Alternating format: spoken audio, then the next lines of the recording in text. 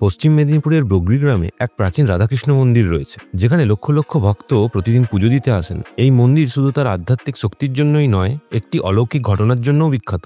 গল্পটি বহু বছর আগের। মন্দিরে থাকা রাধা ও কৃষ্ণের মূর্তি ছিল অপূর্ব সুন্দর। কৃষ্ণের মূর্তি ছিল কোষ্ঠী পাথরের তৈরি, আর রাধার মূর্তি সম্পূর্ণ সোনার। এমন মূল্যবান মূর্তি দেখে এক চোরের লোভ জাগে। এক গভীর রাতে সুযোগ বুঝে সে মন্দিরে প্রবেশ করে এবং রাধাকৃষ্ণের মূর্তিগুলি চুরি করে পালিয়ে যায়। কিন্তু বিধির বিধান, কিছু দূর যাওয়ার পরেই চোরের চোখ অন্ধ হয়ে যায়। সে কিছুই দেখতে পাচ্ছিল না।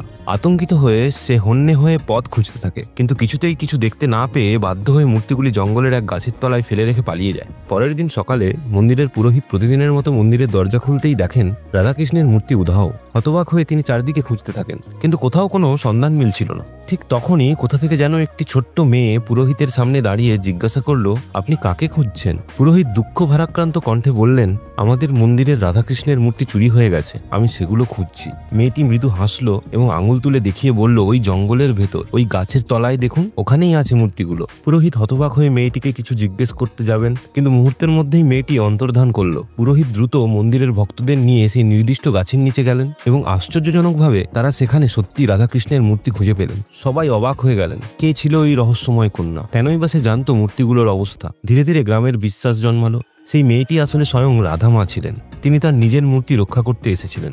এরপর থেকে বগরির এই মন্দিরকে জাগ্রত মন্দির বলা হয়। আজও সেখানে লক্ষ লক্ষ ভক্ত এসে রাধাকৃষ্ণের আশীর্বাদ গ্রহণ করেন এবং ওই অলৌকিক ঘটনাটির কথা মনে করে শ্রদ্ধায় নত হন।